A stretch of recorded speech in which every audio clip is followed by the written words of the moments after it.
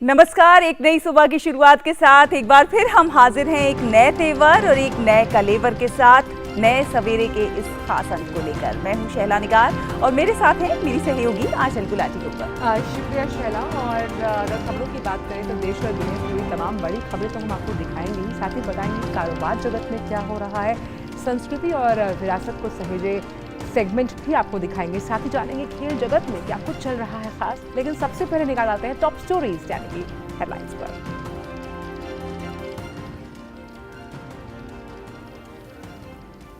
Britain की महारानी Elizabeth द्वितीय का आज होगा राजकीय अंतिम संस्कार। राष्ट्रपति द्रौपदी मुर्मू होंगी शामिल। रविवार को राष्ट्रपति ने दिवंगत महारानी के पार्थिव शरीर का किया था अंतिम दर्शन। अमेरिकी राष्ट्रपति जो बाइडेन सहित विश्व के कई नेता अंतिम संस्कार में होंगे उपस्थित।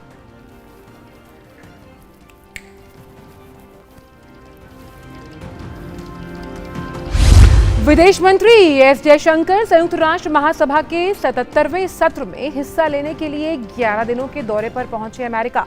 विदेश मंत्री न्यूयॉर्क में क्वाड, इब्सा, ब्रिक्स सहित कई बहुपक्षीय और त्रिपक्षीय बैठकों में भी लेंगे हिस्सा। वॉशिंगटन में अमेरिकी विदेश मंत्री एंटनी ब्लिंकन से भी करेंगे मुलाकात।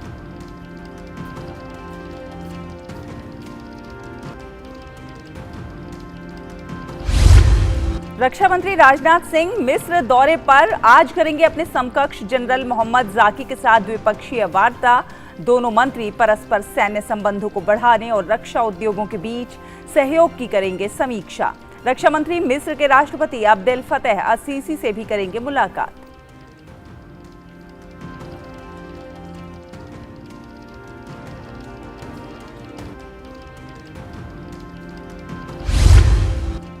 देश में पर्यटन को बढ़ावा देने के लिए हिमाचल प्रदेश के धर्मशाला में पर्यटन मंत्रियों के राष्ट्रीय सम्मेलन का आज दूसरा दिन। रविवार को पर्यटन और संस्कृति मंत्री जी किशन रेड्डी ने कहा, पर्यटन नीति के अलावा सम्मेलन में इको टूरिज्म, ग्रीन टूरिज्म और मेडिकल टूरिज्म पर सरकार का जोर। देश में पर्यटन को बढ़ावा देने के लिए कनेक्टिविटी बढ़ाने पर भी काम जारी। देश में प्रत्यक्ष कर संग्रह में भारी उछाल हुआ दर्ज। वित्त मंत्रालय ने जारी किए आंकड़े। सकल प्रत्यक्ष कर संग्रह 30% बढ़कर 8.36 लाख करोड़ रुपए हुआ, जबकि शुद्ध प्रत्यक्ष कर संग्रह 7 लाख करोड़ रुपए के पास पहुंचा।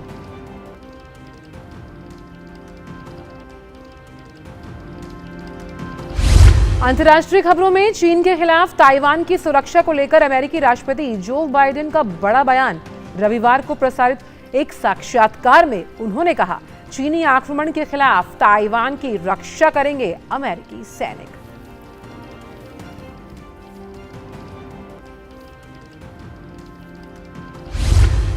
भारतीय महिला क्रिकेट टीम ने इंग्लैंड को पहले वनडे अंतर्राष्ट्रीय मुकाबले में 6-7 विकेट से हराया। दोनों देशों के बीच 3 वनडे मैचों की सीरीज ने 1-0 से ली बढ़त।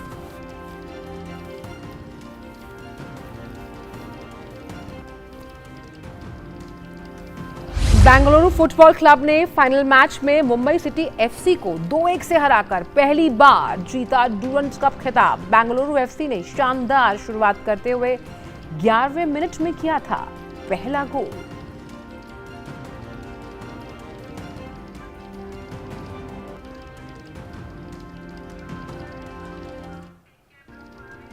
तो नया सवेरा में सबसे पहले देखते हैं देश भर से कुछ खास खबरें और बात करते हैं सबसे पहले पर्यटन को लेकर। राज्य पर्यटन मंत्रियों के सम्मेलन में आज दूसरे दिन केंद्रीय मंत्री धर्मेंद्र प्रधान, अनुराग सिंह ठाकुर, अश्विनी वैष्णव और ज्योतिरादित्य सिंधिया राज्य मंत्रियों के सम्मेलन में अपने विचार रखेंगे।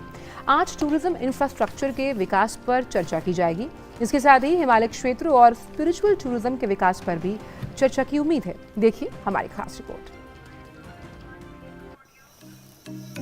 देश में पर्यटन उद्योग को बढ़ावा देने के लिए और पर्यटन के विकास से संबंधित मुद्दों पर चर्चा करने के लिए हिमाचल प्रदेश के धर्मशाला में 18 से 20 सितंबर तक राज्यों के पर्यटन मंत्रियों का राष्ट्रीय सम्मेलन का आयोजन हो रहा है।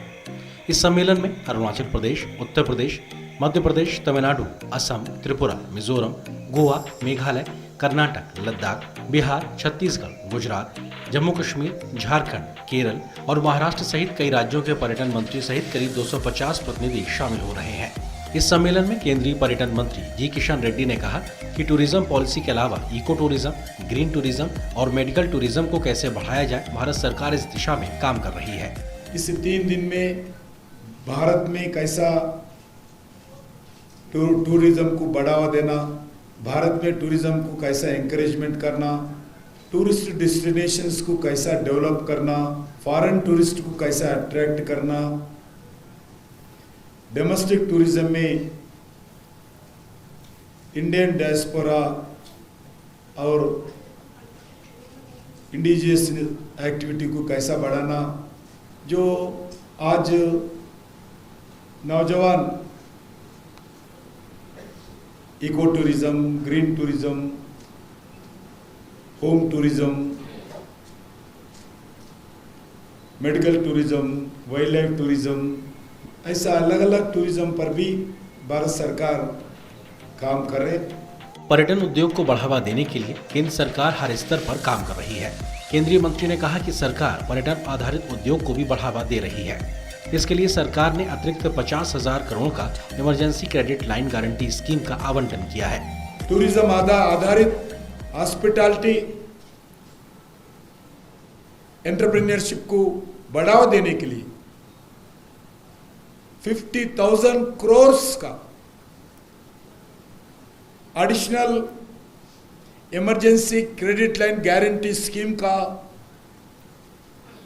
हम एलोकेशन किया है।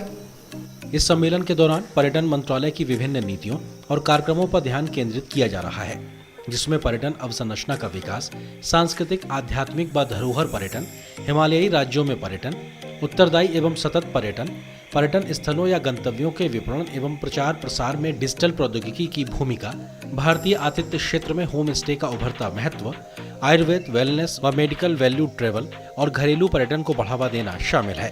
सम्मेलन के दौरान पर्यटन मंत्रालय द्वारा कार्यान्वित विभिन्न परियोजनाओं के कार्यान्वयन की समीक्षा के साथ साथ वन्य जीव पर्यटन, उत्तरदायी पर्यटन, G20 के पर्यटन संबंधी पहलुओं जैसे अन्य मुद्दों पर भी चर्चा की जाएगी। Bureau report, DD news. और धर्मशाला से ही जुड़ रहे हैं हमारे संवाददाता विक्रमजीत। विक्रम, सुप्रभात आपको। और जब हम पर्यटन की बात करते हैं तो GDP के लिहाज से पर्यटन का अहम योगदान होता है, लेकिन हम जानते हैं कि कोरोना के बाद बहुत ही चीज़ें बदली और सबसे ज़्यादा जो प्रभाव है वो पर्यटन क्षेत्र पर पड़ा। इस तरह से ये जो 2 सम्मेलन चल रहा है, जहाँ पर होमस्टे के साथ साथ आयुर्वेद, वेलनेस पर कहीं ना कहीं बहुत जोर दिया जा रहा है, उस लिहाज से आने वाला समय पर्यटन के लिए काफ़ी अच्छा।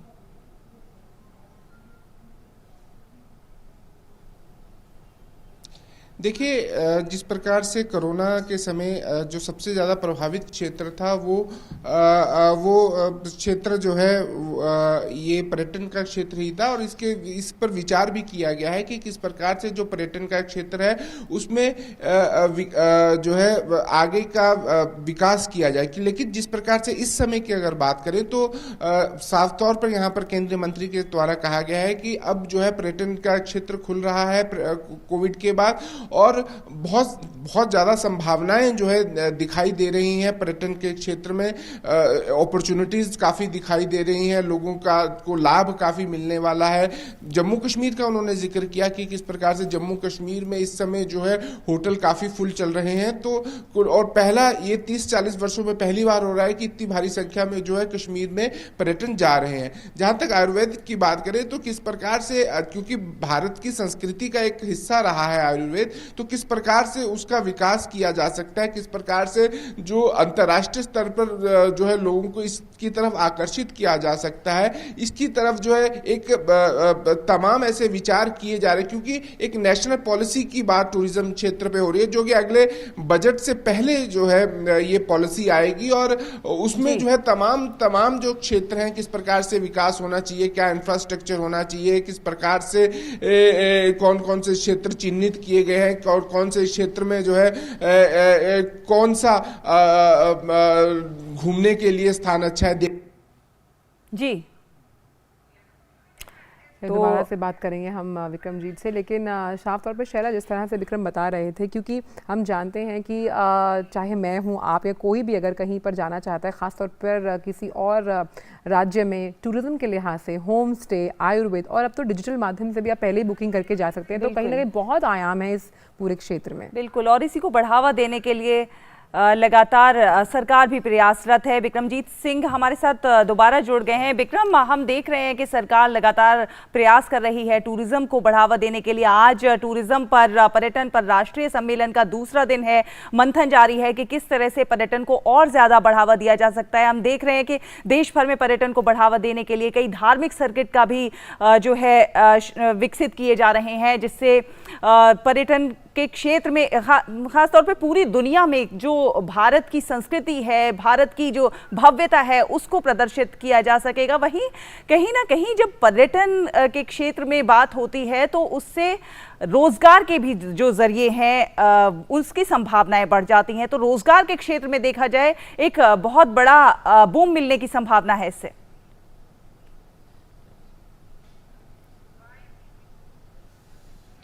जी बिल्कुल ठीक है कि देखिए, अगर ये जो सम्मेलन है इसमें अगर अलग अलग राज्यों की अलग अलग विशेषताएं हैं, तो ऐसे में अगर मान लीजिए कि अगर हिमाचल प्रदेश में एक टूरिस्ट आता है, तो टूरिस्ट आएगा तो चाय भी पिएगा, होटल में भी रहेगा, घूमने फिरने के लिए टैक्सी भी लेगा, और जो है उसको एक गाइड की भी आवश्यकता होगी। तो अलग अलग क्षेत्रों में अलग अलग लोगों को रोजगार मिलेगा। तो ऐसे में जो है लोगों को रोजगार मिलेगा, लोगों की आय की आमदन में वृद्धि होगी, जो कि कोविड के दौरान जो है बंद हो गई थी। अब जो है जहाँ के ये शुरू हुई है, और लोगों को उम्मीद है कि इसकी और ज्यादा बढ़ने की संभावना है। और जहां तक रिलीजियस सर्किट की बात की जा रही है, तो उसके लिए बुद्ध सर्किट की बात जो है की जा रही है कि ट्रेन चलाई जाएगी, जिसमें कि तमाम जो एक बुद्ध सर्किट बनाया जाएगा। राम सर्किट की बात की जा रही है, अंबेडकर जी जहां जहां पर रहे उन सर्किटों की बात की जा रही है, ताकि लोग जो है एक ही ट्रेन के माध्यम से जो है तमाम जो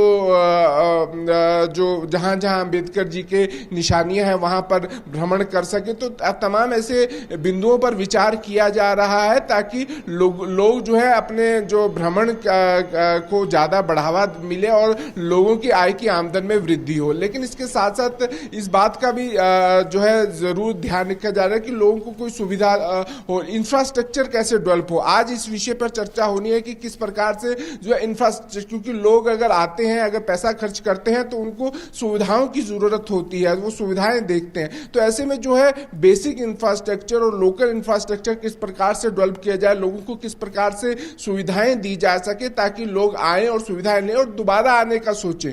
तो ऐसे में तमाम ऐसे बिंदुओं पर आज विचार किया जा रहा है, और पर्यटन को विकसित किस प्रकार से किया जाए, ये 3 दिन इस पर चर्चा होगी। बिल्कुल, और टेक्नोलॉजी के लिहाज से कितना आगे पर्यटन जा सकता है, कैसे लोगों को आपस में जोड़ सकता है, वो भी खास तौर पे सतत विकास के साथ इस पूरे सम्मेलन में चर्चा होने की उम्मीद है। बहुत बहुत शुक्रिया विक्रम इन तमाम जानकारियों को हमसे साझा करने के लिए।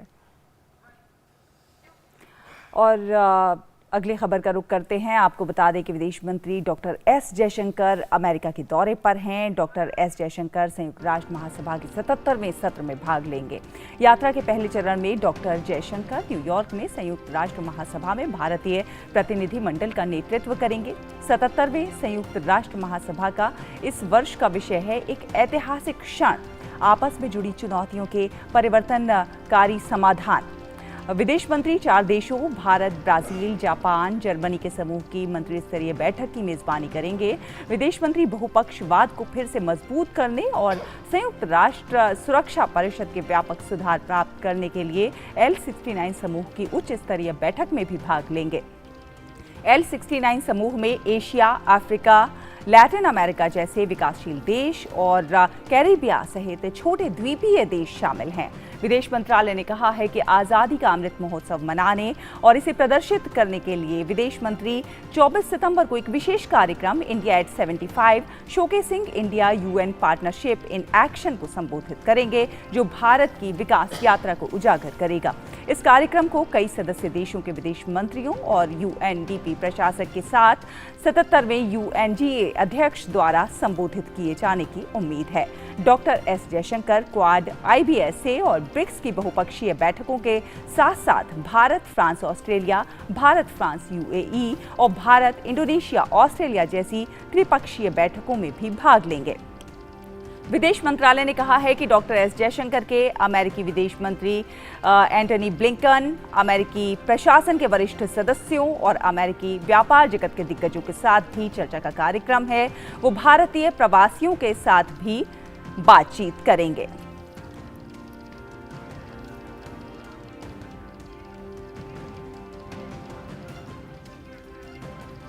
और इसी मुद्दे पर बात करने के लिए फोन लाइन पर हमारे साथ हमारी संवाददाता मेघना देव जुड़ गई हैं। मेघना, गुड मॉर्निंग आपको। ये काफी महत्वपूर्ण दौरा है विदेश मंत्री का, कई महत्वपूर्ण बैठकों में भाग लेंगे। वहां द्विपक्षीय और बहुपक्षीय कम से कम 10 बैठकों में भाग लेने के उनका कार्यक्रम है। उसके अलावा कई त्रिपक्षीय बैठकों में भी भाग लेंगे। इसके बारे में आप बताइए और ये भी बताइए कि G4 क्या है और इसका गठन क्यों हुआ है? जी, इसके एक तरीके से देखिए तो 24 सितंबर तक विदेश मंत्री डॉक्टर एस जयशंकर न्यूयॉर्क में हैं, UN में, और उसके बाद वॉशिंगटन DC जाएंगे और वॉशिंगटन DC में अन्य कार्यक्रम हैं। तो अगर देखें तो सबसे अहम बात यह है कि सबसे पहले अगर देखें तो UNGA का जो 77वां सेशन है उसमें हाई लेवल वीक में लीड करेंगे जो इंडियन डेलीगेशन है उसको, और उसके बाद देखें तो मिनिस्ट्रियल मीटिंग जो होती है G4 की, इंडिया, ब्राजील, जापान, जर्मनी के देश G4 का हिस्सा है, वो जो है वो होस्ट करेंगे। उसके साथ L69 जो ग्रुप है उसके भी हाई लेवल मीटिंग में पार्टिसिपेट करेंगे।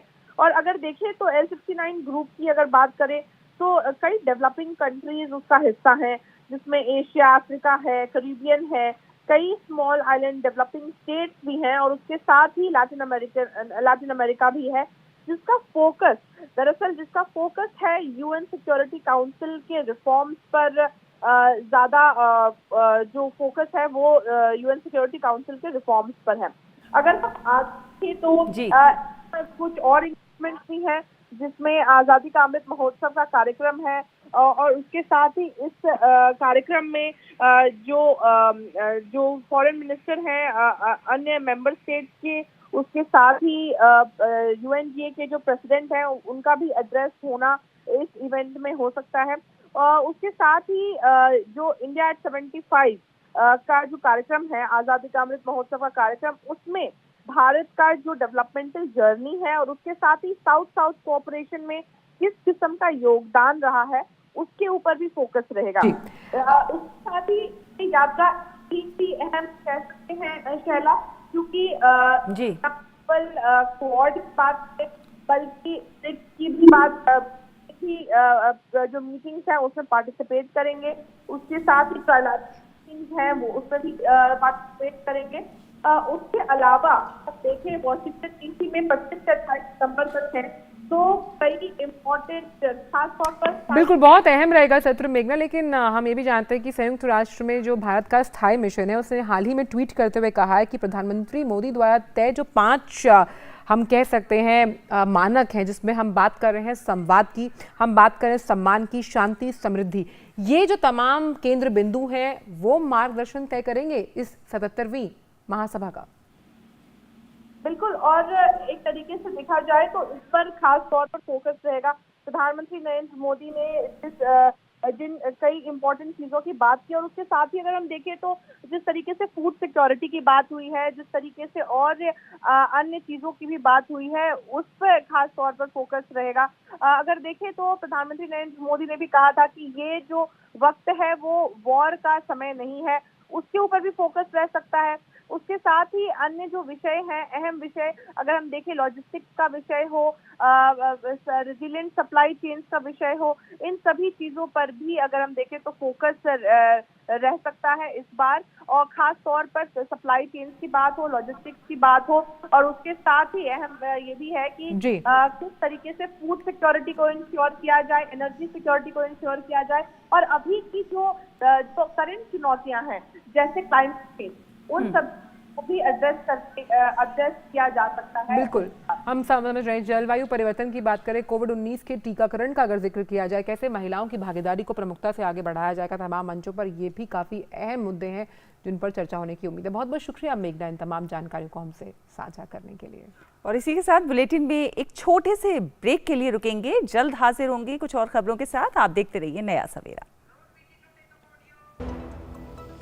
पेड़ लगाओ, पानी बचाओ, जनसंख्या को जनबाढ़ न बनाओ। IME Sahibabad, Ghaziabad, NCR 27 years of excellence in higher education offers Radhika scholarship up to 50% of college fees.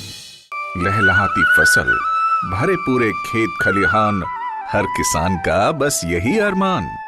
लेकिन प्रकृति पर किसका जोर? कभी बारिश, कभी बिजली, कभी ओला, कभी सूखा, तो कभी कीट पतंग का प्रकोप कर दे नुकसान कमर तोड़। भैया खेती में तो जोखम रहता ही है, अब क्या करें? अब प्रकृति का कोनो उपाय है का? प्रकृति का तो नहीं, मगर नुकसान का उपाय है। अच्छा? हाँ, AIC से फसल बीमा। फसल बीमा?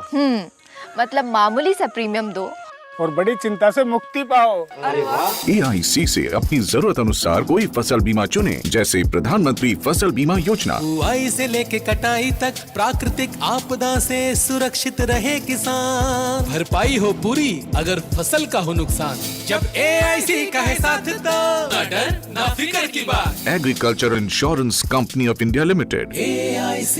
Just look at it, sir. 0 to 100 in 5 seconds flat.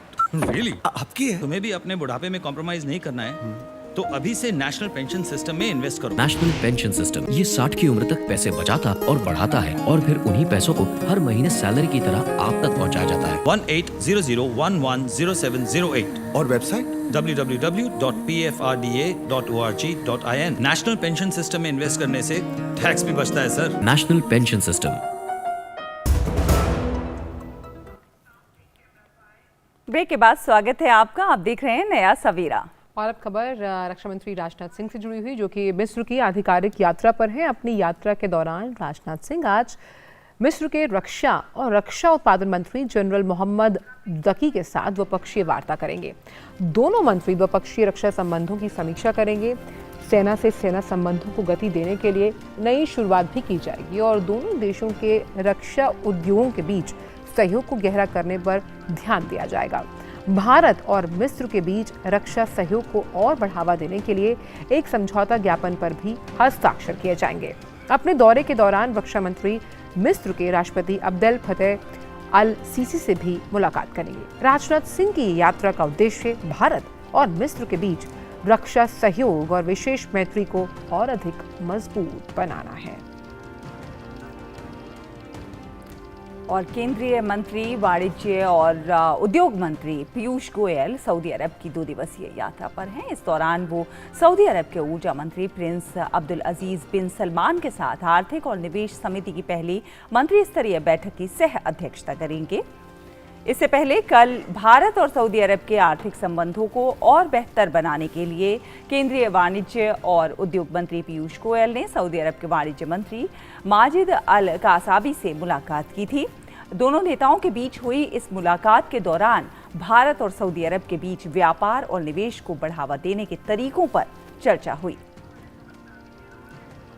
इससे पहले वाणिज्य और उद्योग मंत्री पीयूष गोयल ने जुबैल और यानबू के रॉयल कमीशन खालिद अल सलेम से भी मुलाकात की और भारत और सऊदी अरब के बीच आर्थिक सहयोग को और मजबूत करने पर जोर दिया। इसके साथ ही पीयूष गोयल ने विभिन्न क्षेत्रों की कंपनियों के CEOs के साथ भी मुलाकात की। पीयूष गोयल ने दोनों देशों के बीच व्यापार और निवेश को संबंधों को मजबूत करने के प्रति उनके उत्साह की सराहना भी की।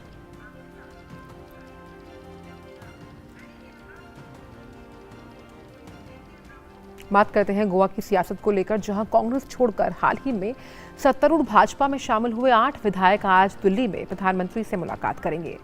गोवा के मुख्यमंत्री प्रमोद सावंत इन 8 विधायकों के साथ देर रात दिल्ली पहुंच गए। उन्होंने कहा कि हम दिल्ली में प्रधानमंत्री से मिलने आए हैं। विधायकों के दिल्ली दौरे के दौरान भाजपा अध्यक्ष जेपी नड्डा और केंद्रीय गृह मंत्री अमित शाह से भी मिलने की संभावना है।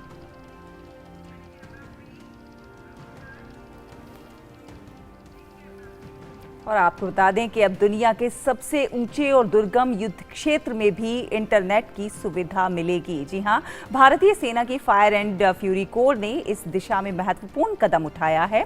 फायर एंड फ्यूरी कोर द्वारा दुनिया के सबसे ऊंचे युद्ध क्षेत्र सियाचिन ग्लेशियर पर 19,061 फीट पर सियाचिन ग्लेशियर्स द्वारा सैटेलाइट आधारित इंटरनेट सेवा शुरू की गई है।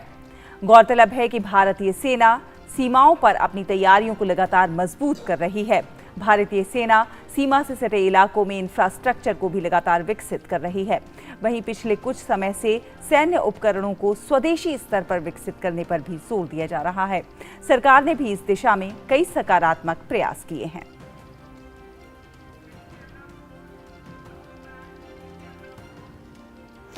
और बात कश्मीर की, जहां की घाटी में लंबे अंतराल के बाद दर्शकों को फिर से सिनेमा हॉल में प्रवेश करने का मौका मिलेगा। प्रदेश के पुलवामा और शोपियां में मल्टीपर्पज सिनेमा हॉल्स का शुभारंभ किया गया। उपराज्यपाल मनोज सिन्हा ने कल इसका उद्घाटन किया। ये सिनेमा हॉल फिल्म स्क्रीनिंग और इंफोटेनमेंट की सुविधा से लेकर युवाओं के कौशल को उभारने में भी मदद करेगा। उपराज्यपाल ने इस अवसर को ऐतिहासिक दिन कहा। साथ ही उन्होंने ये भी कहा कि जल्द ही जम्मू कश्मीर के हर जिले में इसी तरह के सिनेमा हॉल बनाए जाएंगे। और पहाड़ों में मौसम लगातार रंग बदल रहा है। उत्तराखंड के चमोली जिले के स्थित हेमकुंड साहिब में सीजन की पहली बर्फबारी हुई है। बर्फबारी के बाद तापमान में गिरावट दर्ज की गई है। चमोली जिले में स्थित बद्रीनाथ धाम में भी शनिवार को सीजन की पहली बर्फबारी हुई। उधर बद्रीनाथ धाम में पहुंचे श्रद्धालुओं ने बर्फबारी की तस्वीरों को अपने मोबाइल पर कैद कर लिया। प्रदेश के पर्वतीय जिलों में रुक रुक कर बारिश का दौर जारी है। वहीं कुछ शहरों में बादल भी छाए हुए हैं।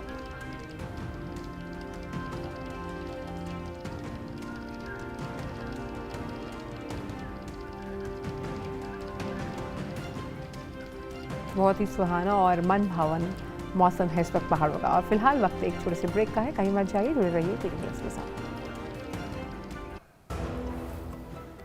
पेड़ लगाओ, पानी बचाओ, जनसंख्या को जनबाढ़ न बनाओ। IME Sahibabad, Ghaziabad, NCR 27 years of excellence in higher education offers Radhika scholarship up to 50% of college fees. जिन आँखों के सपने सुरक्षित हो वो चेहरे मुस्कुराते ही हैं, क्योंकि इनको है एक अच्छे भविष्य का भरोसा। और इन जैसे 4 करोड़ लोगों को अच्छे भविष्य का भरोसा दिया है भारत सरकार द्वारा शुरू की गई अटल पेंशन योजना ने। आप भी इनकी तरह अटल पेंशन योजना में पंजीकरण कराएं और 3 लाभ के साथ 60 वर्ष की आयु के बाद आजीवन गारंटीकृत न्यूनतम पेंशन पाने के हकदार बने। अटल पेंशन योजना के तहत पंजीकरण के लिए अपनी बैंक शाखा या डाकघर से संपर्क करें।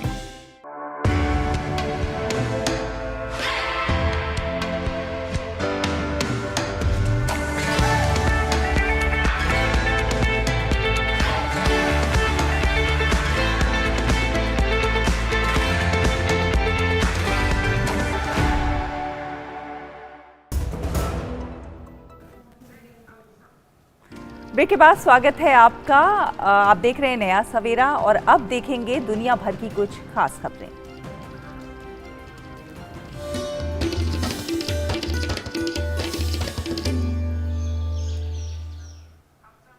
और बात ब्रिटेन की दिवंगत महारानी एलिजाबेथ द्वितीय की, जिनका आज पूरे राजकीय सम्मान के साथ अंतिम संस्कार किया जाएगा।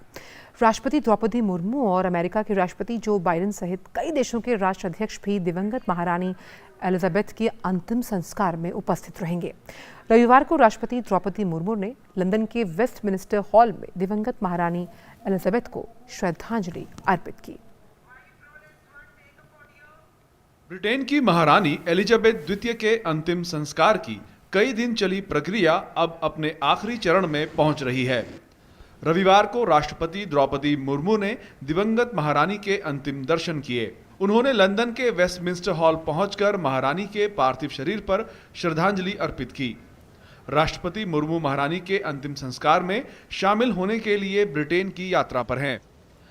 राष्ट्रपति ने ब्रिटेन की महारानी की स्मृति में अपना शोक संदेश भी दर्ज किया। उन्होंने दिवंगत महारानी की स्मृति में लंदन के लंकास्टर हाउस में रखी शोक पुस्तिका में अपना संदेश लिखा। ध्यान रहे कि महारानी के अंतिम संस्कार की मुख्य रस्म स्थानीय समय के अनुसार सुबह 11 बजे वेस्टमिंस्टर आबे में होगी। इसके बाद दिन में 4 बजे Saint George Chapel Windsor Castle में महारानी का पार्थिव शरीर कब्र में उतारा जाएगा।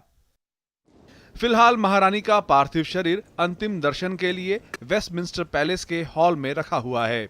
वहां से सोमवार सुबह 11:15 बजे महारानी का ताबूत शाही नवसेना की राजकीय गन कैरिज में रखकर वेस्टमिंस्टर आबे के लिए रवाना होगा। अंतिम संस्कार की मुख्य रस्म के दौरान राष्ट्रपति द्रौपदी मुर्मू, अमेरिकी राष्ट्रपति जो बाइडेन सहित बड़ी संख्या में राष्ट्र प्रमुख और राजकीय अतिथि शामिल होंगे। वेस्टमिंस्टर के डीन अंतिम संस्कार की रस्में संपन्न कराएंगे। इन रस्मों के बाद स्थानीय समय के अनुसार दोपहर 11:55 के करीब 2 मिनट का मौन रखा जाएगा। यह मौन श्रद्धांजलि पूरे ब्रिटेन में दी जाएगी।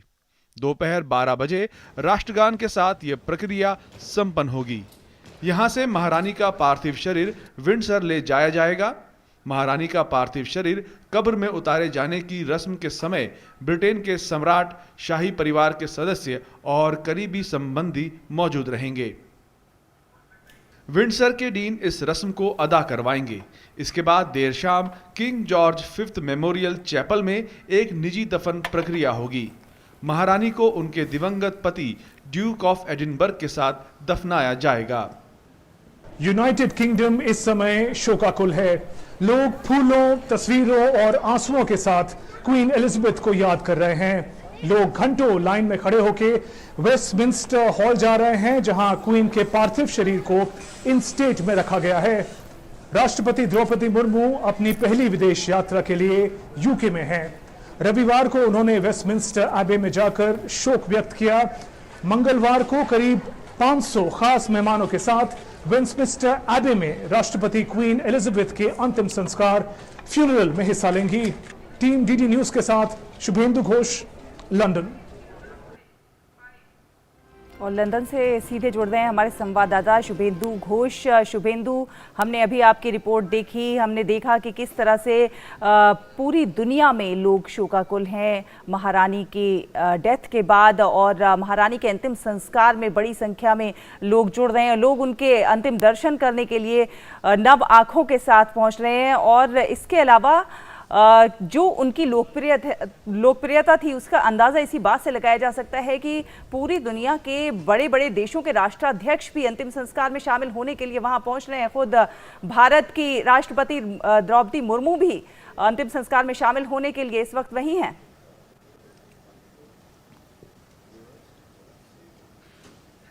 जी शैला, आंचल, पहले तो आप दोनों को सुप्रभात, हमारे सारे ऑडियंसेस को सुप्रभात। लंदन से करीब 4.5 घंटे का फर्क है इंडिया टाइम और लंदन में। यहाँ रात के करीब 3:30 बज रहे हैं। अभी सुबह होनी यहाँ पे बाकी है। ये जो दिन है ये बहुत खास है यूनाइटेड किंगडम के लिए। जितना ये दुखद है उतना ही ये ऐतिहासिक है। आज जैसे आपने बताया अंतिम संस्कार होगा क्वीन एलिजाबेथ II का, और अभी जो उनका पार्थिव शरीर है वो इन स्टेट में रखा गया है जो वेस्टमिंस्टर हॉल है।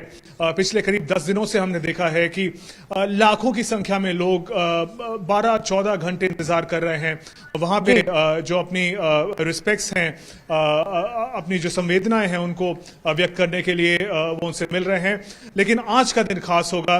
एक बड़े ही सॉम्बर, बड़े ही एक ट्रेडिशनल तरीके से हम देखेंगे किस तरीके से जो नेवी के जवान है यहाँ के, वो एक गन कैरेज पे उनका कॉफिन होगा क्वीन का, और वहां से वो लेके जाएंगे वेस्टमिंस्टर हॉल से वेस्टमिंस्टर एबे की तरफ। और मैंने आपको बताया कि करीब 3:30 पौने 4 का समय है, लेकिन लोगों का जो मूवमेंट है वो रात भर धरोहर से चल रहा है।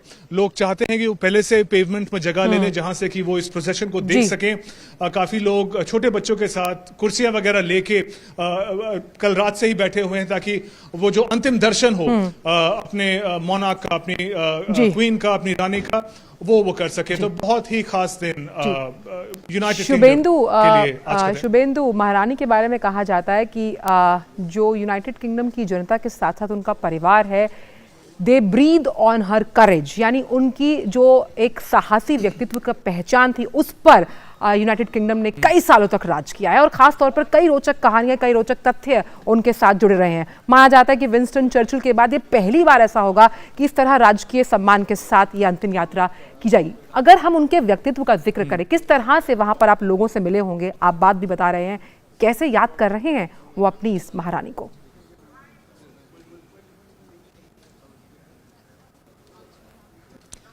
बिल्कुल आंचल, देखिए बहुत मुश्किल होता है शब्दों में बयान करना। 70 साल से ऊपर जो उनका टेन्योर रहा है, उनका जो काल रहा है जिसमें उन्होंने बतौर महारानी के उन्होंने अपना दायित्व निभाया है। और कितने ही 70 साल काफ़ी होते हैं हमारे मॉडर्न एज में। करीब 14 प्राइम मिनिस्टर्स, एक पूरा एक आधी 50 हाफ ऑफ द सेंचुरी उन्होंने जो देखा है 20th सेंचुरी में, वो उन्होंने as the head of the state UK में वो रही हैं। अभी भी इन द 21st सेंचुरी, 21वीं सदी में भी उनका, हालांकि वो वृद्ध हो चुकी थी, उनके स्वास्थ्य को लेकर काफी तकलीफें थी, लेकिन अपनी जितनी भी जिम्मेदारियां थी उनको उन्होंने बखूबी निभाया। और बिल्कुल आपने सही कहा, जो ब्रिटेन है, जो इंग्लिश कल्चर है, क्वीन या रानी, महारानी का जो व्यक्तित्व है बिल्कुल उसके मध्य में होता है। जो यहाँ पे गवर्नमेंट होती है वो अपनी पूरी शक्ति, जो पावर होती है वो डिराइव करती है। हर किसी एक्ट से पहले हर मैजेस्टी वो लिखते हैं, जिसका मतलब होता है कि हर काम से पहले जो महारानी है, जो क्वीन है, जो मोनार्क है, उनको याद किया जाता है। तो पब्लिक लाइफ से लेकर गवर्नमेंट के हर एक स्टेप्स में सबसे पहले महारानी या क्वीन को याद किया जाता है। और उनका अपना जो कॉन्डक्ट है, उनका जो अपना व्यक्तित्व है, वो भी एक तरह से स्पॉटलेस रहा है। कंट्रोवर्सी से वो हमेशा दूर रही हैं, अपने दायित्व, अपनी जिम्मेदारियों पे उन्होंने फोकस किया है। एक जो क्वीन होती है, महारानी होती है, उनको इम्पार्शियल रहना भी बहुत जरूरी होता है। वो काफी मुश्किल होता है आजकल के समय में समझने की कोशिश कर रहे हैं, किसी की भी साइड ना ले, एक न्यूट्रल फिगर की तरह। बिल्कुल बिना पक्षपात के रही वो। और ये जो मुस्कुराता हुआ चेहरा, हम इन्हीं दो पंक्तियों में कह सकते हैं, एक था राजा, एक थी रानी, लेकिन अमर रहेगी उनकी ये कहानी। बहुत बहुत शुक्रिया शुभेंदु उन तमाम जानकारियों को हमसे साझा करने के लिए। क्यों शाला हम अगर देखें तो बहुत अहम है, खासतौर पर कई ऐसे तथ्य हैं। अगर हम उनके ताबूत की बात करें, 3 दशक पहले उस ताबूत को तैयार किया गया। काफी अन्य रोचक तथ्य ये भी बताते हैं कि अगर उन्हें कोई चीज पसंद नहीं आती थी खाने में, तो वो कभी किसी से कहती नहीं थी, छोटा सा नोट छोड़ देती थी कि दोबारा इस डिश को ना बनाया जाए। ऐसी बहुत सी बातें हैं महारानी के साथ और हमेशा वो अमर रहेंगी। और लोग जानना भी चाहते हैं ये तमाम बातें, और इसीलिए।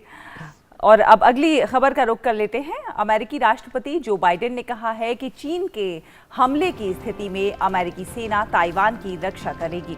रविवार को दिए गए एक इंटरव्यू के दौरान बाइडेन ने ताइवान की स्वतंत्रता को लेकर जवाब नहीं दिया, लेकिन द्वीप की रक्षा करने के सवाल पर बाइडेन ने कहा कि चीन के हमले की स्थिति में अमेरिका ताइवान की रक्षा करेगा। बाइडेन ने दोहराया कि अमेरिका एक चीन नीति मानता है और ताइवान की स्वतंत्रता का समर्थन नहीं करता। बाइडेन ने कहा कि ताइवान अपनी स्वतंत्रता के बारे में खुद फैसले ले सकता है। बाइडेन ने जोर देकर कहा है कि चीन के हमले की स्थिति में अमेरिका की सेना और अमेरिका के लोग ताइवान की रक्षा करेंगे।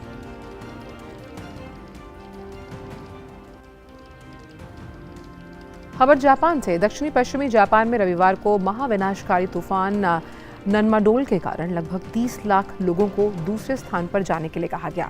वहीं हजारों लोगों ने शिविरों में शरण ली। तूफान के कारण तेज हवाओं के साथ भारी बारिश और समुद्र में ऊंची लहरें उठ रही हैं। जापान मौसम विज्ञान एजेंसी JMS की माने तो इसे दूसरा सबसे शक्तिशाली तूफान करार दिया गया। इसकी वजह से दक्षिणी क्यूशु क्षेत्र के कोगुशिमा, कुमामोटो और मियाजाकी में खतरा पैदा हो गया।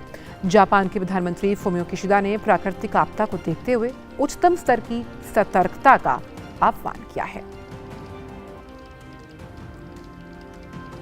और अब बात करेंगे कारोबार की।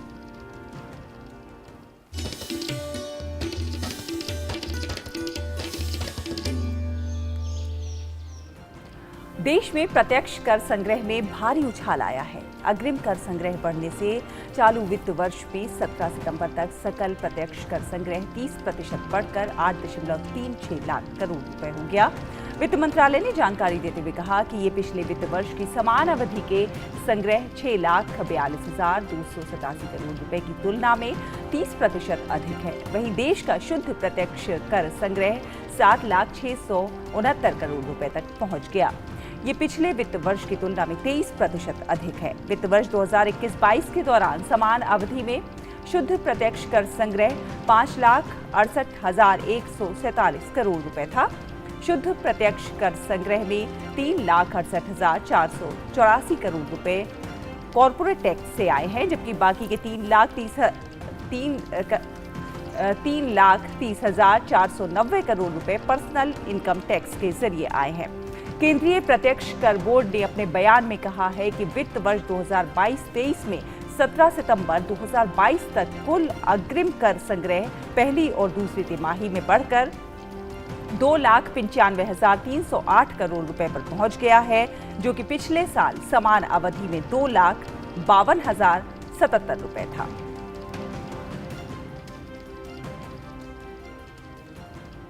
और अब देखते हैं खबरें स्पोर्ट्स ट्रैक से।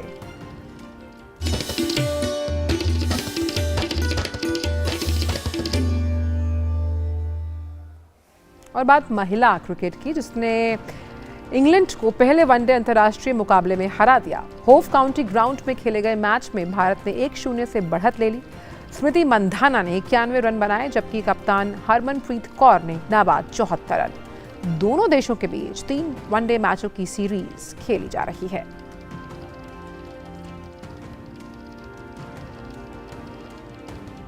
बेंगलुरु फुटबॉल क्लब ने रविवार को करीबी फाइनल मैच में मुंबई सिटी एफसी को 2-1 से हराकर पहली बार डूरंड कप खिताब जीता।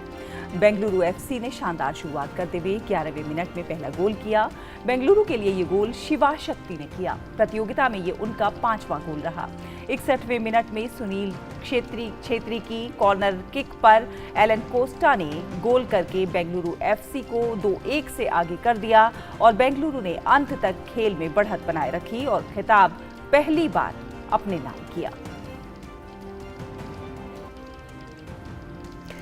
ओलंपिक कांस्य पदक विजेता और 2022 Commonwealth Games gold medalist Bajrang Punia ने विश्व कुश्ती चैंपियनशिप में कांस्य पदक अपने नाम किया। बजरंग ने 65 किलोग्राम भार वर्ग में कांस्य पदक के मैच में पुर्टो रिको के सेबेस्टियन रिवेरा को 11-9 से हरा दिया और जीत हासिल की। इससे पहले बजरंग को क्वार्टर फाइनल में यूएसए के जॉन दियाको मिहालिस ने हराया था। फिर रेपचेस के जरिए बजरंग कांस्य पदक के मैच में इस पूरे पायदान पर पहुंचे और जीत हासिल की। ये विश्व कुश्ती चैंपियनशिप में भारत का दूसरा पदक रहा। इससे पहले महिला पहलवान विनेश फोगाट ने ये कांस्य पदक जीता था। और अब बात करेंगे सभ्यता और संस्कृति के विविध रंगों को समेटे हमारे खास सेगमेंट हेरिटेज वॉक की।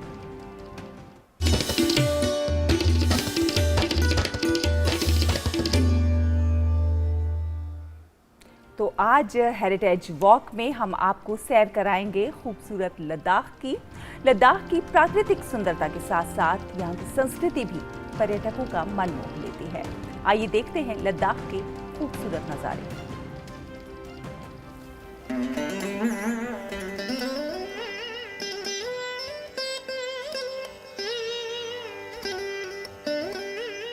उत्तर में काराकोरम और दक्षिण में हिमालय पर्वत के बीच स्थित लद्दाख एक बेहद ही खूबसूरत जगह है।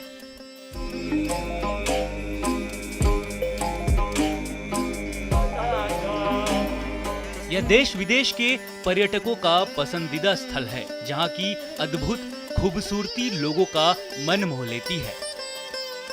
लद्दाख की पहाड़ियां, गहरी नीली झीलें और सुंदर सड़कें पर्यटकों को आकर्षित करती है।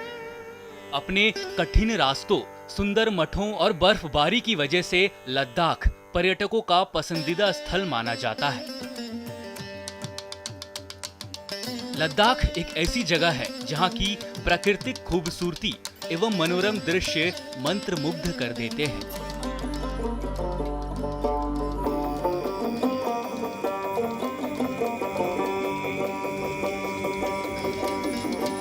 केंद्र शासित प्रदेश लद्दाख का एक और महत्वपूर्ण पहलू यहाँ के धार्मिक स्थल है।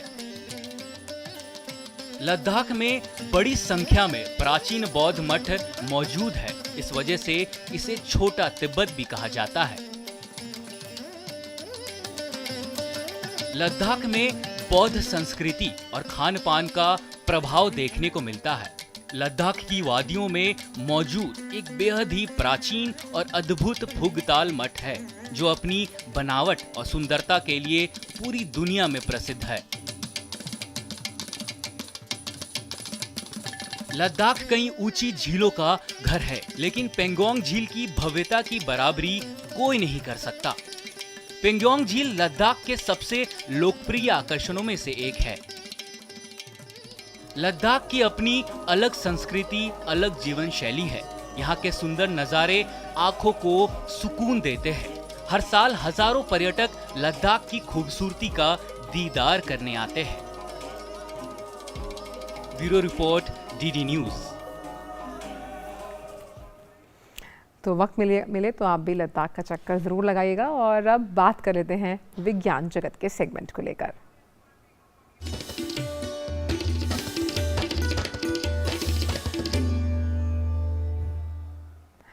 आज आपको बताते हैं एक ऐसी बाइक के बारे में जो हवा में उड़ सकती है। जी हाँ, तो जापान की कंपनी द्वारा बनाई गई इस अगर बाइक का हम जिक्र करें तो जो ये बाइक है उसका नमूना अमेरिका के एक ऑटो शो में देखने को मिला। आइए हम भी देखते हैं इस अद्भुत नज़ारे को। अमेरिका के डेट्रॉइट शहर में आयोजित ऑटो शो में भविष्य की एक शानदार झलक देखने को मिली, जब लोगों ने वहां एक उड़ने वाली बाइक देखी। जापान के स्टार्टअप एयरविंस टेक्नोलॉजीज ने इस होवर बाइक को बनाया है। यह होवर बाइक एक बार में 40 मिनट तक उड़ान भरने में सक्षम है। इस ऑटो शो में उड़ान भरने के साथ ही दुनिया की पहली उड़ने वाली बाइक ने अमेरिका में अपना डेब्यू कर लिया। जापान में यह बाइक पहले से ही बाजार में खरीदने के लिए मौजूद है। वहीं इसकी रफ्तार लगभग 100 किलोमीटर प्रति घंटे तक पहुंच सकती है। मुझे लग रहा है कि मैं 15 साल का हूं और मैं अभी अभी स्टार वॉर्स से निकलकर उनकी बाइक पर सवार हुआ हूं। यह कमाल है। थोड़ी आशंका जरूर होती है, लेकिन मैं बहुत उत्साहित था। मेरे रोंगटे खड़े हो गए थे और मैं एक छोटे बच्चे की तरह महसूस कर रहा था। यह बाइक बनाने वाली कंपनी एयरविंस टेक्नोलॉजीज ने ड्रोन्स और यूएवी बनाने से अपनी शुरुआत की थी। यूएवी ऐसे उड़ने वाले उपकरण होते हैं जिनमें किसी इंसान को बैठकर संचालन करने की जरूरत नहीं होती। कंपनी 2023 तक अमेरिका में इस बाइक का एक छोटा मॉडल लाना चाहती है। होवर बाइक के इस अमेरिकी मॉडल की कीमत 6 करोड़ रुपए होगी। हालांकि कंपनी के सीईओ शुहेई कोमात्सु का कहना है कि उनकी कंपनी साल 2025 तक अमेरिका में इस बाइक का एक छोटा बिजली से चलने वाला मॉडल भी लाएगी, जिसकी कीमत को कम करके 40 लाख रुपए तक लाने की कोशिश की जाएगी। Bureau report, DD news. तो आंचल, दिल्ली जैसे शहर में जहाँ पर जाम की इतनी समस्या होती है, ये बाइक तो बहुत कारगर साबित हो सकती है। बिल्कुल, अब बहुत हिट हो जाएगी। लेकिन क्योंकि हम हिट फ्लॉप की बात कर रहे हैं, तो आइए आपको दिखाते हैं खबरें सिने जगत से।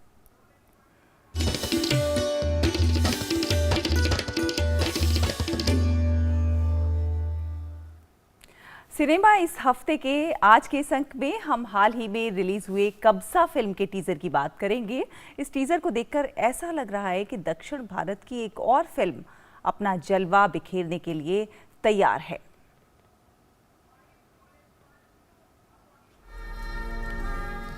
केजीएफ 2 और विक्रांत रोना जैसी फिल्मों की सफलता के बाद कन्नड़ फिल्म इंडस्ट्री अब एक और भव्य एक्शन फिल्म को दर्शकों के सामने पेश करने के लिए तैयार है। फिल्म का नाम है कब्जा। हाल ही में इसका टीजर रिलीज हुआ। फिल्म कब्जा में भारत में गैंगस्टरों के उदय और उनके दबदबे की कहानी को दिखाया गया है। एक्शन से भरपूर इस टीजर में विजुअल्स शानदार लग रहे हैं। फिल्म की कहानी साल 1947 से 1984 के कालखंड पर आधारित है। फिल्म के टीजर में उपेंद्र राव और किच्चा सुदीप जैसे कलाकारों का दमदार अभिनय देखने को मिल रहा है। फिल्म का म्यूजिक भी कई बड़ी एपिक फिल्मों की तरह देखा जा सकता है। फिल्म एक स्वतंत्रता सेनानी के बेटे जो एक माफिया के संपर्क में आता है उस पर आधारित है। इस फिल्म को आर चंद्रू ने निर्देशित किया है। फिल्म के टीजर को बाहुबली के मशहूर अभिनेता राणा दागुबाती ने रिलीज किया। फिल्म कब्जा को कन्नड़ और हिंदी समेत कई भारतीय भाषाओं में रिलीज किया जाएगा। अभी फिल्म की रिलीज डेट का ऐलान नहीं किया गया है। Bureau report, DD news. और अब बात एक खूबसूरत पहल की।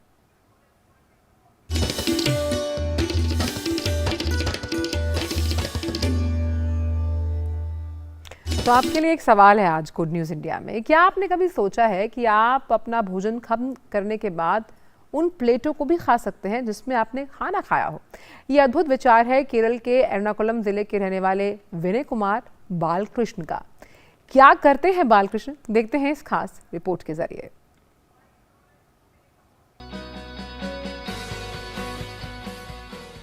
ये हैं कक्कनाड़ के रहने वाले विनय कुमार बालकृष्णन, जिन्होंने भारत की पहली गेहूं की भूसी पर आधारित बर्तन निर्माण कंपनी की शुरुआत की है। और इसके जरिए विनय ने खाना खाकर उन थाली और बर्तनों को भी खाना संभव बना दिया है। दरअसल विनय मॉरिशस में एक बीमा कंपनी के सीईओ के रूप में काम करते थे, लेकिन पर्यावरण संरक्षण के लिए कुछ करने की चाहत ने उन्हें वापस अपने शहर लौट आने को मजबूर किया। 46 वर्ष की उम्र में वो प्रकृति और राष्ट्र के लिए योगदान करने की इच्छा के साथ केरल लौट आए और यहाँ आकर कुछ अलग करने की ठानी। उन्होंने देखा कि हर दिन प्रयोग में आने वाली प्लास्टिक क्रॉकरी पर्यावरण को ज्यादा प्रभावित करती है। फिर क्या था, उन्होंने इसका विकल्प बनाने की ठानी। I have developed an innovative product which is made from edible wheat bran.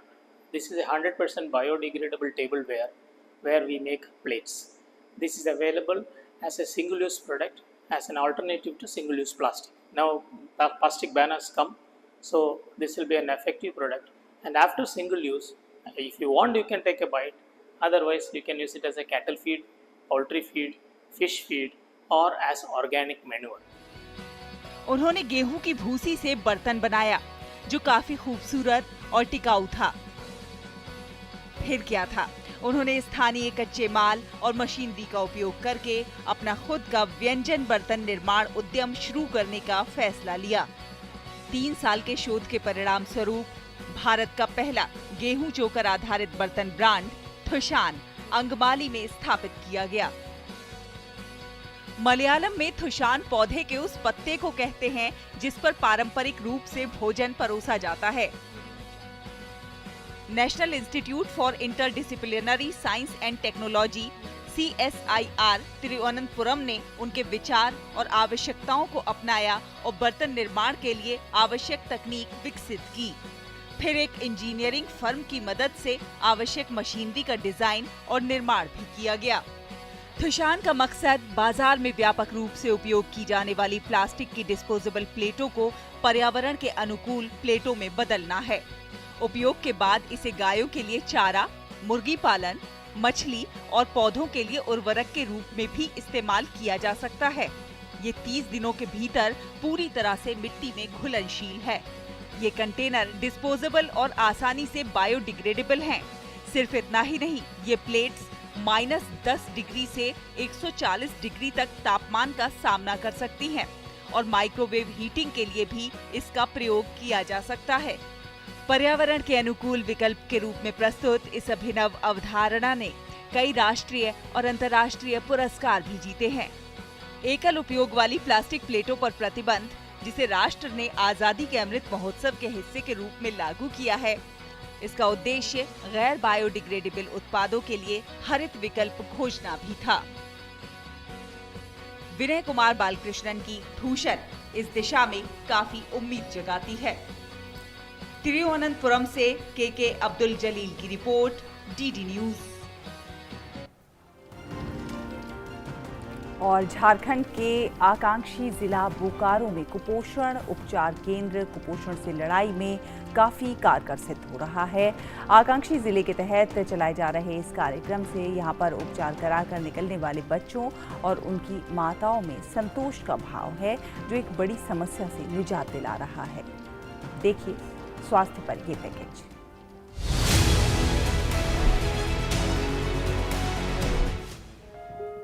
किसी भी घर परिवार में बच्चे का जन्म लेना हर्ष का विषय होता है, लेकिन कभी कभी बच्चे का वजन कम होना और कुपोषित बच्चे की पैदाइश अभिभावकों की चिंताएं बढ़ा देती है। झारखंड के बोकारो जिला निवासी गुड़िया देवी का बेटा शिवम भी जन्म के समय काफी कमजोर था। बेटे की हालत देखकर वो उसे चास अनुमंडल अस्पताल परिसर स्थित कुपोषण उपचार केंद्र लेकर आई, जिसके बाद शिवम की सेहत में लगातार सुधार होता गया। कुछ ऐसी ही कहानी संध्या कुमारी की भी है। कुपोषण उपचार केंद्र की जानकारी मिलने पर वो भागी भागी इस केंद्र में पहुंची और जहां उनके बेटे विकास कुमार महतो का उपचार शुरू हुआ। उन्होंने बताया कि अब उनके बेटे का वजन बढ़ रहा है, साथ ही उसे भूख भी लगने लगी है। हम लोग दुर्गापुर गांव से आए हुए हैं। मेरा बच्चा पहले बहुत ही कमजोर था, खाने उसका कुछ प्रॉब्लम नहीं था, बट वो खाने के लिए खाना नहीं चाहता था। तो इसके बारे में सुने थे तो यहाँ बाबू को ले आए, तो यहाँ ठीक ही खा रहा है। पहले से वजन भी इसका बढ़ा है, पहले कम था, अब थोड़ा सा इसका वजन बढ़ा है। बाबू के साथ साथ माँ लोग को भी सुविधाएं मिला हुआ है, माँ को भी 2 टाइम का खाना मिलता है। और इसका कमजोरी था, बैठने नहीं चलने नहीं, यहाँ आने से बैठने लगा, खाना अच्छा से मिल रहा है। इसका दूध मिलता है, दलिया मिलता है, सूजी मिलता है, खिचड़ी मिलता है, सब कुछ टाइम टाइम में मिल जाता है। न्यूट्रिशनल काउंसलर अजीता आनंद ने कहा कि इस उपचार केंद्र में 0 से 5 वर्ष तक के कुपोषित बच्चों का इलाज होता है। उन्होंने बताया कि यहाँ लड़कों की तुलना में कुपोषित लड़कियों की संख्या ज्यादा है।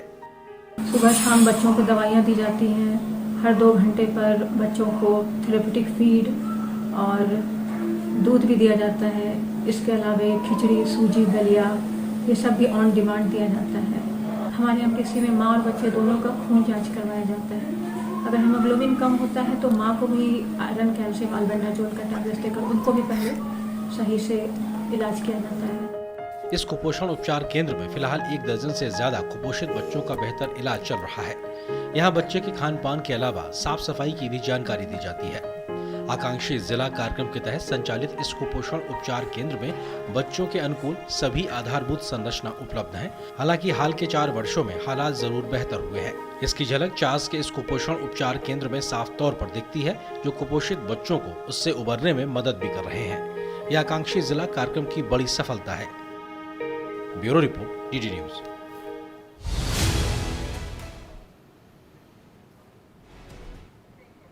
और नया सवेरा में बात कर लेते हैं विभिन्न राज्यों के तापमान को लेकर।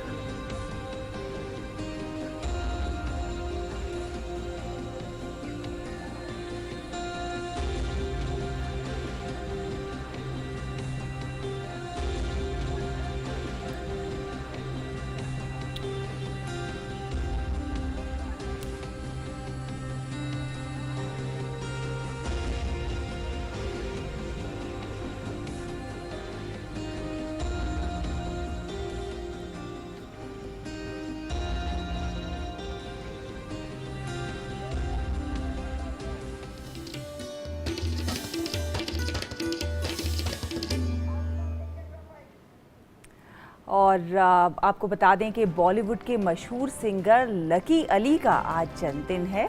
लकी अली को बॉलीवुड का सिंगिंग सेंसेशन भी माना जाता है। आंचल, बिल्कुल। और जाने से पहले हम आपके गानों, जो उनके गाने हैं, उन्हीं के साथ आपको छोड़े जाते हैं। शोहरत और नाम के गाने खासतौर पर कॉलेज टाइम पर बहुत मशहूर हुए थे, बहुत से फेवरेट गाने हैं इसमें कई लोगों के। तो छोड़ जाते हैं उनके नगमों के साथ। दीजिए इजाजत, नमस्कार। नमस्कार।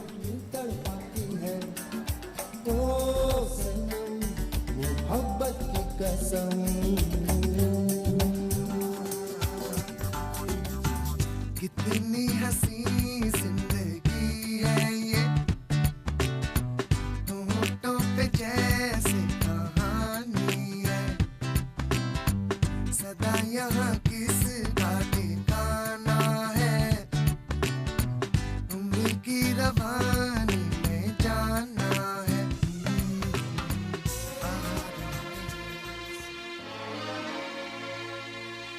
भी जा, आ भी जा, ऐ सुबह भी जा, आ भी जा, आ भी जा, ऐ सुबह भी जा। बुरी तेरी आंखें कहे रात भर सोई नहीं, चंदा देखे छुप के